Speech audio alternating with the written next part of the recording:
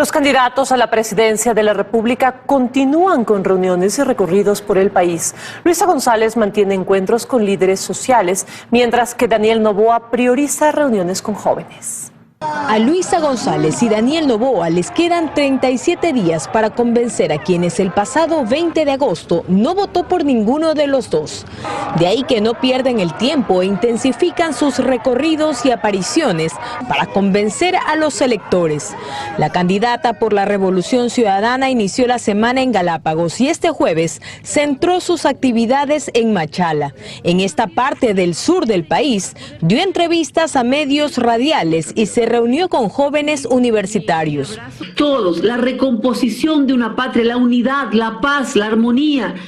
Eso es lo que nos estamos jugando, los derechos a la salud, a la educación, al empleo digno, al precio justo por nuestros productos.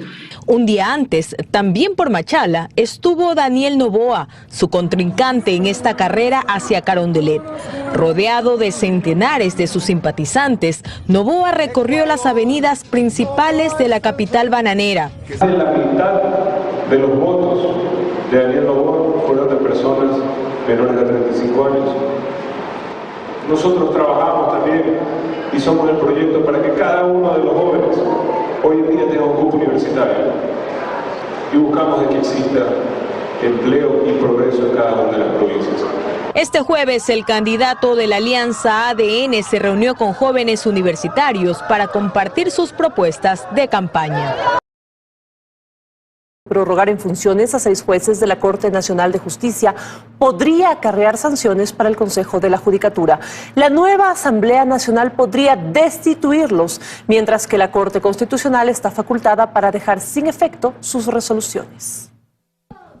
Los plenos de último minuto y resoluciones con poco apoyo a las que el Consejo de la Judicatura ha recurrido últimamente podrían traerle sanciones. Su decisión más reciente, prorrogar en funciones a 6 jueces nacionales hasta 2030, podría activar a la nueva Asamblea Nacional en su contra. Puede seguirle un juicio político a los vocales del Consejo de la Judicatura por incumplimiento de sus funciones. De acuerdo al abogado constitucionalista Javier Palacios, esta decisión es un claro incumplimiento constitucional, pues el Consejo de la Judicatura busca ir en contra de la reforma de una disposición transitoria al Código de la Función Judicial. 8 de noviembre del 2020. Se señala que cesarán inmediatamente aquellos jueces que están reemplazando a jueces por el tiempo que les faltaba para cumplir el periodo. No pueden extendérsele el periodo. Aunque solo el legislativo podría aplicar la destitución de los vocales, la Corte Constitucional podría adoptar otro importante papel, pues con una denuncia de inconstitucionalidad estaría en la potestad de frenar la aplicación de esta decisión. Entonces la Corte creo que es razonable que conceda medidas cautelares, porque si no, vamos a vivir en una constante metida de mano en la justicia en el Ecuador. Con esta resolución, el Consejo de la Judicatura no solo infringe una normativa legal, sino que se contradice, pues amplió el plazo en funciones de los jueces a los que ellos mismos buscaron reemplazar, pues en julio de este año dieron inicio al concurso para ocupar estas vacantes. El problema que existe es que las personas que postularon, entiendo, tenían otra expectativa, no conocían de esta particularidad. Tomemos en cuenta otro factor adicional, y es que actualmente no existe un banco de elegibles. Entonces, sí es importante que termine. En este concurso ya hay 249 postulantes. Especialistas consideran que de forma irregular el Consejo de la Judicatura, con Wilman Terán a la cabeza, mueve las piezas de la justicia. Según especialistas, el expresidente de la Corte Constitucional, Hernán Salgado, cree que el organismo es parte de un plan para garantizar la impunidad. ¿Por qué y para qué? Son dos preguntas que se plantean tras la cuestionada decisión del Consejo de la Judicatura al mando de Wilman Terán de extender el periodo de 6 jueces de la Corte Nacional de Justicia hasta 2030. Entre ellos Byron Guillén y Luis Rivera de la Sala Penal, quienes son los únicos que pueden conocer los recursos de revisión que se presenten en el caso Sobornos. Para el expresidente de la Corte Constitucional, Hernán Salgado, no hay coincidencias. Los fallos de Rivera en el caso Druf, en el caso Singue y sus actuaciones en el caso Reconstrucción de Manabí, favorables a exfuncionarios del correísmo, permiten concluir que la impunidad es el objetivo, asegura. No es ninguna coincidencia, eso lo estamos viendo ya desde hace algún tiempo, que vienen buscando cómo dejar de lado estas sentencias que condenan a la corrupción en el Ecuador. Eso los ecuatorianos no debemos dejar pasar. Un poco más cauto, el jurista Pablo Encalada prefiere no adelantarse, pero sí señalar que la Judicatura ha tomado una decisión irregular. Lo que demuestra es una arbitrariedad y una improvisación por parte del Consejo de la Judicatura. Primero, que es inconstitucional, porque, insisto, tiene que haber esta renovación parcial cada 3 años. ¿A cambio de qué? Es otra de las preguntas. Pues las decisiones que ha tomado el Consejo de la Judicatura antes, pero más ahora, han significado durísimos golpes a su reputación. De por medio, dice Encalada, seguro hay cálculos políticos. Tiene que ver con una negociación política con la Corte Nacional de Justicia, con los jueces de la Corte Nacional, ¿no es cierto? Porque ahí hay una pugna. Algunos jueces de la Corte Nacional le han quitado el respaldo al juez, al vocal, al presidente de la Judicatura, Terán, ¿no es cierto? Salgado va más allá. Dice nuevamente que no es coincidencia que uno de los jueces favorecidos por esta decisión del Consejo de la Judicatura, Luis Antonio Rivera, sea precisamente quien conoce el caso por obstrucción que afrontan 3 vocales de ese organismo. Y si algo se ha aprendido es que favor con favor se paga. Lo que buscan es congraciarse. Se están congraciando con quienes desean que se proceda de esta manera, porque ellos deben saber que tienen un desprestigio enorme en la sociedad y así no pueden mantenerse como administradores de justicia. Y recuerda que esta extensión de funciones hasta 2030 les permitiría a esos magistrados optar por la presidencia de la Corte Nacional de Justicia, desde donde sale la terna para designar al presidente del Consejo de la Judicatura. Y eso no puede obviarse porque, repite, en esto no hay casualidades. El precio del barril de petróleo ecuatoriano se vendió a $78 durante toda la semana anterior. Aunque este jueves registró una baja, el crudo del Ecuador se vende con el diferencial que bordea los $10 y $12 de descuento por barril. Le contamos por qué.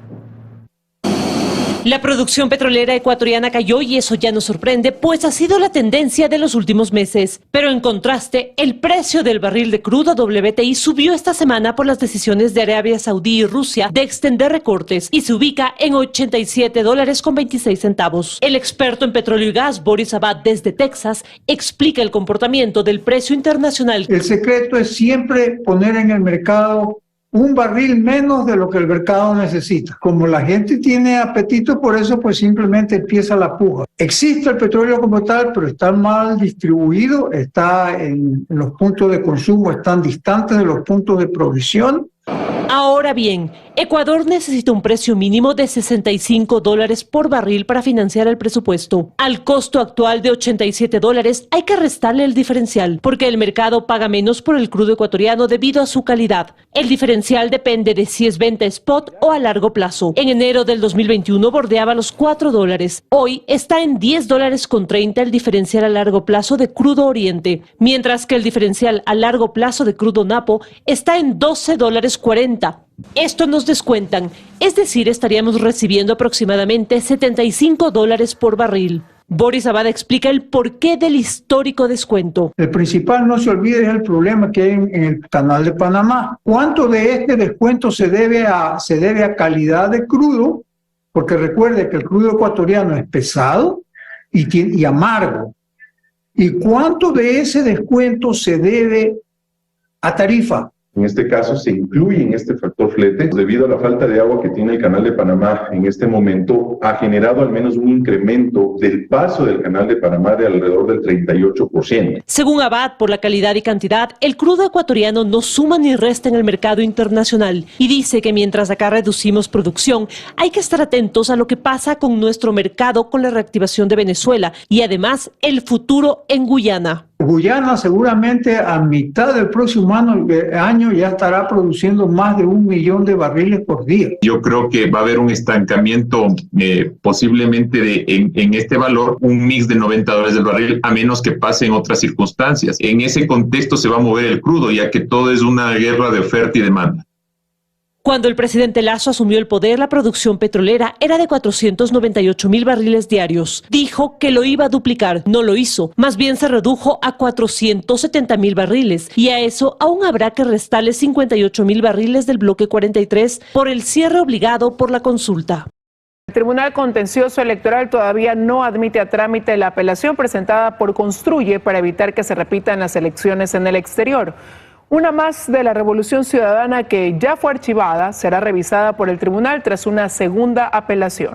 La repetición de las elecciones en el exterior fue aprobada por el Consejo Electoral, pero para que esto se cumpla, el Tribunal Contencioso debe evacuar al menos 3 recursos que le quedan pendientes y que presentaron las organizaciones políticas. Sin ello, que vuelvan a las urnas los ecuatorianos migrantes no es un hecho todavía. En manos del Tribunal Contencioso Electoral todavía hay 4 causas pendientes respecto de las elecciones del pasado 20 de agosto. 2 de ellas tienen que ver con el movimiento Construye, las cuales todavía no han sido admitidas a trámite, pero hay una más que tiene que ver con una solicitud hecha por el expresidente Lucio Gutiérrez. Al respecto, el consejero José Cabrera fue claro. Hoy la situación cambia porque tenemos ya los nombres de los candidatos, tanto para asambleístas nacionales, asambleístas del exterior y la segunda vuelta de presidenciables. Es más, estamos ya trabajando con el tiempo de tal manera de poder enviar todo lo que es la documentación electoral y kits técnicos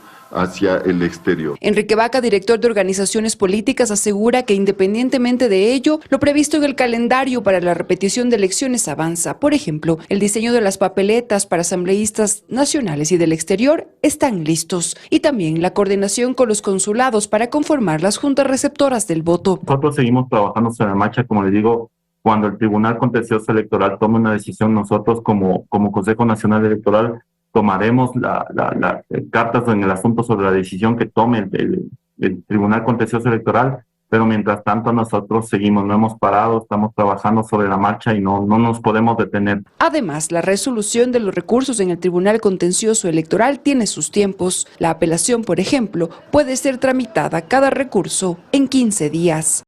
Oiga, pocas veces un incidente de esta naturaleza que le vamos a contar obliga a un avión a devolverse a su aeropuerto de partida. Pues un vuelo de Delta tuvo que regresar por un incidente de diarrea a bordo. El avión salió de Atlanta y se dirigía a Barcelona, España, con 336 pasajeros a bordo. En su comunicación con el centro de control, el piloto reportó un problema de riesgo biológico. La identidad del pasajero sigue siendo un misterio y los pasajeros, tuvieron que llegar a su destino 8 horas más tarde de lo programado.